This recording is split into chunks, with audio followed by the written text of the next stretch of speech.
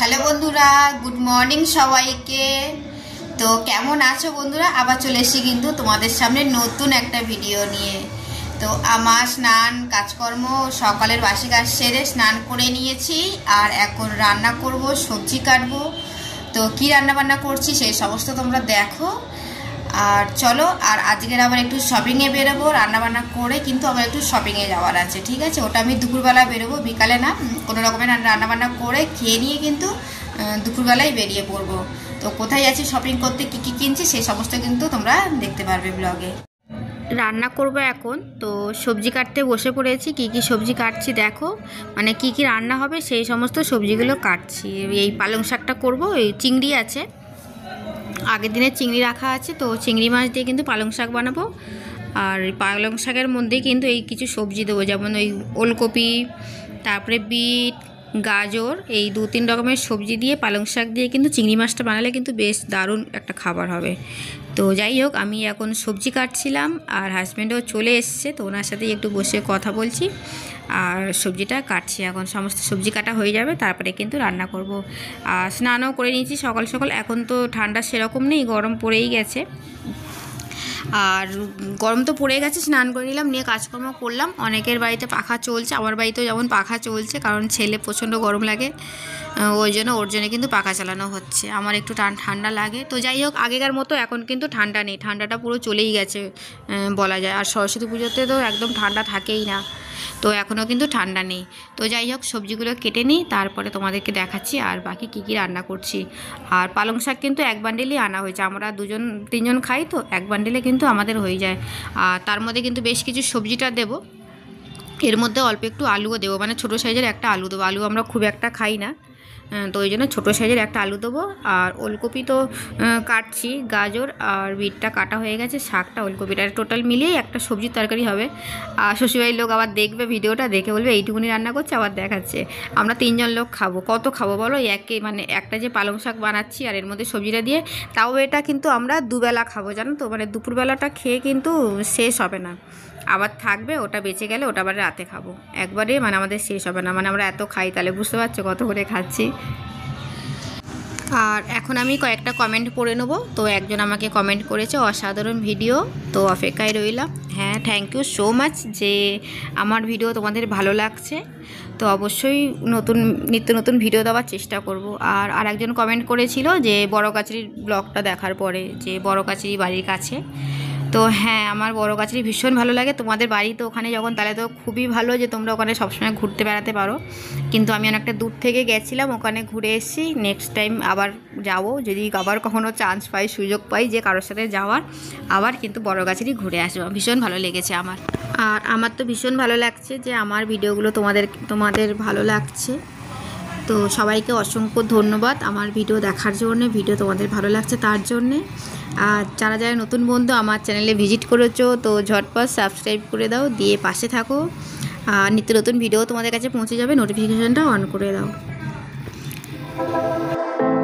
I know you feel like you want me, and I guess in a way you do.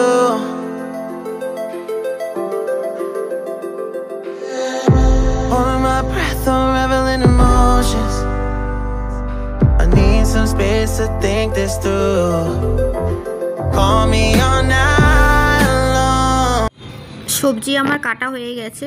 আর এই যে মাছটা দেখতে পাচ্ছ, এই মাছটা কিন্তু আমি শাকে দেবো, ঠিক আছে? কারণ চিংড়িটা বললাম আগে, আমি চিংড়িটার কথা আমার ঠিক খেয়াল ছিল না। তো ফ্রিজে চিংড়ি ছিল না, এই মাছ ছিল, তো এই মাছটা দিয়ে কিন্তু শাকটা বানাবো। একদম শাক আমি নিরামিষ বানাই না, সব রকম যে সবজি দিয়ে বানাবো। তো চিংড়ির জায়গায় আমি কিন্তু এই ছোটো ছোটো যে মাছটা আছে না, মোরলা মাছ বলে, কেউ মোয়াটি মাছ এরকম বলে।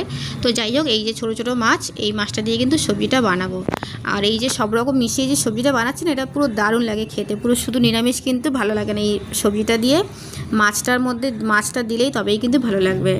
আর এই যেহেতু সবজির তরকারিটা হচ্ছে, আমি ছেলে মেয়ে মানে সবাই তো খাওয়ার জন্য বানাচ্ছি, কিন্তু আমার ছেলে খায় না সবজি, আর ওর জন্য কিন্তু সোয়াবিন বানাচ্ছি।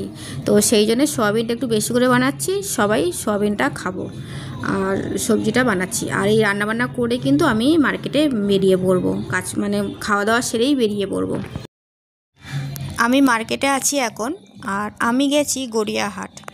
বাজার কলকাতায়। তো ভেতরে গিয়ে আমি শপিং করছি, তারপরে দেখছি পাশেই একটা বিল্ডিংয়ের মধ্যে কিন্তু আগুন লেগে গেছে খুব ভালোভাবেই, মানে বেশ অনেকটা জায়গায়, মানে প্রচুর জায়গায় একটা মানে জ্বলে গেছে আগুন। এখন তো স্টার্টিং, যে আমি ভিডিওটা অন করেছি, এখন সবেই একটা গাড়ি এসছে, এই যে গাড়িটা বলে না যে দমকল, যেটা যে জল দেওয়ার হয়, তো একটা গাড়ি এসছে, তারপরে আস্তে আস্তে কিন্তু 4-5খানা গাড়ি চলে এসছে, জানো তো, মানে এত আগুন লেগে গেছে। তারপরে চারিদিকে পুলিশ প্রচুর এসছে, মিডিয়াও এসেছিলো এখানে। এখন তো স্টার্টিং, তো এখন দেখা যাচ্ছে না, পরে তোমাদেরকে দেখাচ্ছি যে মিডিয়া এসছে, তারপরে প্রচুর পুলিশ এসছে।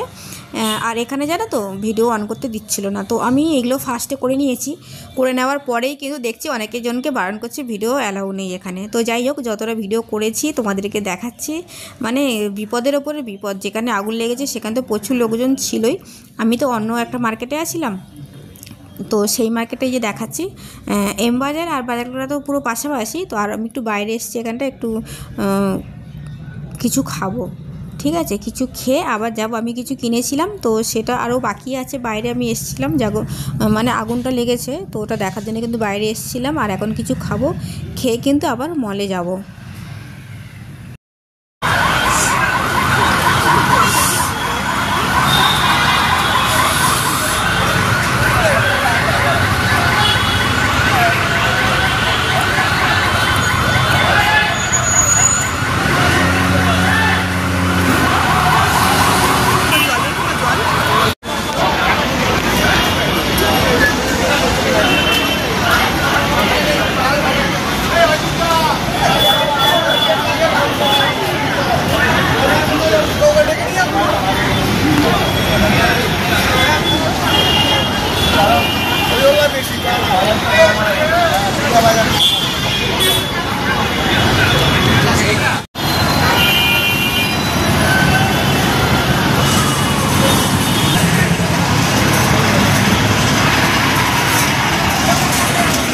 এই যে শপিং করে বাড়িতে চলে আসলাম,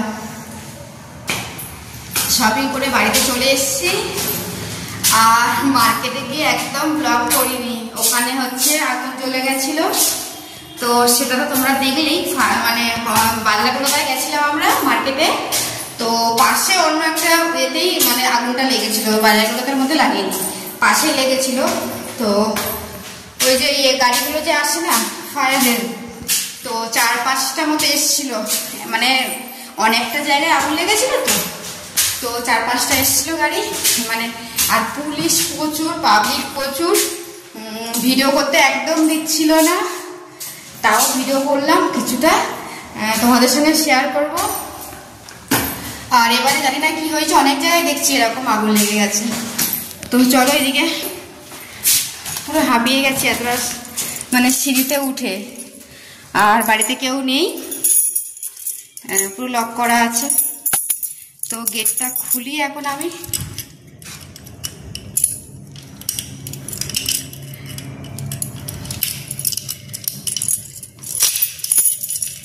গেটটা খুলে দিই, তারপরে বাড়ি থেকে চেঞ্জ করব।